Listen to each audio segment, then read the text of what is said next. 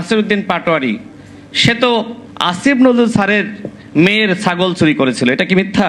আজকে এনসিপিতে এই সরোয়ার তুষাররা থাকার কারণে এনসিপির মা বোনেরা নিরাপদ নয়।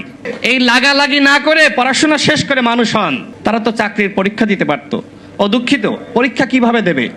যার সার্টিফিকেট নাই কেরানির পরীক্ষায় পাশ করার, পরীক্ষা দেওয়ার, সে কিভাবে পরীক্ষা দিবে? আমি ব্যক্তিগতভাবে দেখলাম যে এনসিপির কয়েকজন নেতা তারা আমাকে নিয়ে বেশ বাজে মন্তব্য করেছে কালকে একটি প্রোগ্রামে, একটু উত্তর দিতে চাই। দেখেন, এনসিপির একজন ছাগল চোর পাটোয়ারি আছে না? আছে কিনা বলেন তো? এখন RICL TMX, যুগের পর যুগ স্থাপনা থাকে মজবুত। বিএনপির নেতাকর্মীদের নিয়ে তারা নানান ধরনের মন্তব্য করে। এনসিপির একজন মুখপাত্র নাসিরউদ্দিন পাটোয়ারি, সে তো অন্তর্বর্তীকালীন সরকারের আইন উপদেষ্টা জনাব আসিফ নজরুল স্যারের মেয়ের ছাগল চুরি করেছিল। এটা কি মিথ্যা? দেখেন না গণমাধ্যমে? এই ছাগল চোর পাটোয়ারি এখন বড় বড় কথা বলছে। এর আগে আমরা শুনেছি যে সে যে সময় ছাত্র ফেডারেশনের রাজনীতি করত আমাদের জুনায়েদ সাকিব ভাইয়ের সাথে, সেই সময় অপকর্মের দায়ে ছাত্র ফেডারেশন থেকে বহিষ্কৃত হয়েছিল। এরপরে এবি পার্টি করেছিল, এখন করছে এনসিপি। এনসিপি নতুন রাজনীতির কথা বলছে। এই ছাগল চুরি করা কি নতুন রাজনীতি? তাও কোন জায়গা থেকে? মন্ত্রীপাড়া থেকে। মন্ত্রীপাড়া থেকে ছাগল চুরি করছে এই নাসিরউদ্দিন পাটোয়ারিরা। 18 মাসে রাষ্ট্রের আর কি কি চুরি করেছে সেটি তদন্ত হতে হবে। কি করে নাই? সার্জিস আলম বলে নাই যে আমরা 18 মাসকে মিস করব, কারণ ওই সময় উপদেষ্টাদের বেডরুমে ঢুকে গিয়েছি, সচিবের রুমে ঢুকে গিয়েছি, কেউ বাধা দিতে পারে না। এতটা ক্ষমতা তারা অপব্যবহার করেছে। আর এই কারণে বিএনপি সরকার যেহেতু স্বচ্ছতা এবং জবাবদিহিতা প্রতিষ্ঠা করতে চায়, তাদের ভাল লাগছে না। এখন তো সচিবালয়ে গিয়ে, সচিবের রুমে গিয়ে সচিবের সাথে বেয়াদবি করতে পারে না। এখন তো সমন্বয়ক পরিচয়ে চাঁদাবাজি করতে পারে না। আওয়ামী লীগের এমপির বাসায় সমন্বয়ক পরিচয়ে চাঁদাবাজি করে নাই। হান্নান মাসুদরা কি থানা থেকে চাঁদাবাজদেরকে ছাড়িয়ে আনে নাই? এখন এই কাজগুলো করতে পারতেছে না। ডিসি নিয়োগের কেলেঙ্কারি হাসনাত এবং সার্জিসের কি নাই? যুগান্তর সহ অসংখ্য গণমাধ্যমে প্রকাশিত হয়েছে না? এখন এইগুলো পারতেছে না। ডিসি ইউনো নিয়োগ দিতে পারতেছে না, এই জন্য মাথা সব খারাপ হয়ে গেছে, আওলাই গেছে।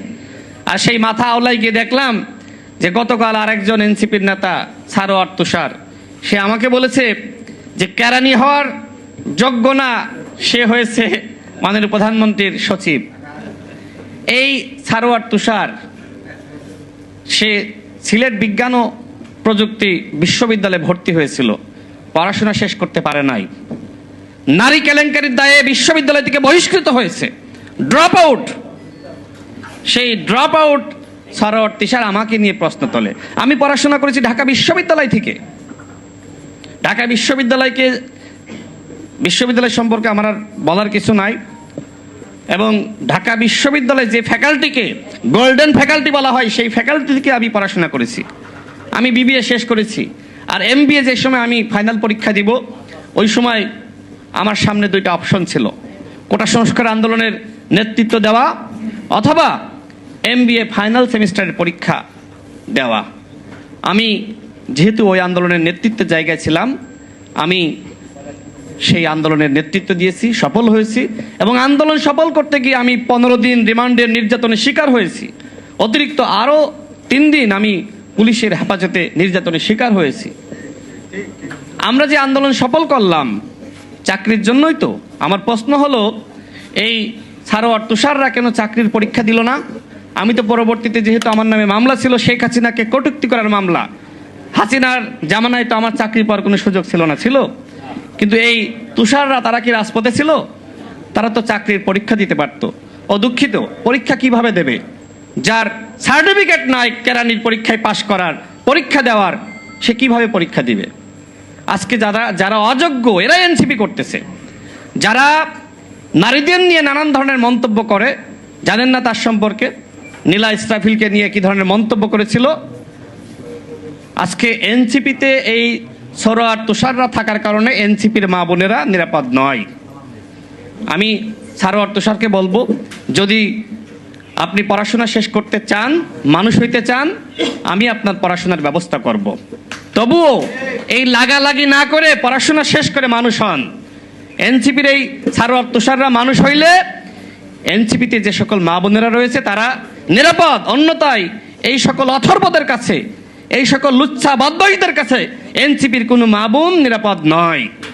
আজকে মা বোনেরা বলছে যেখানে ভালো নারীরা, মেয়েরা এনসিপিতে নিরাপদ নয়, আমরা কিভাবে এনসিপি করব? এইটা কি তাদের নতুন রাজনৈতিক বন্দোবস্ত?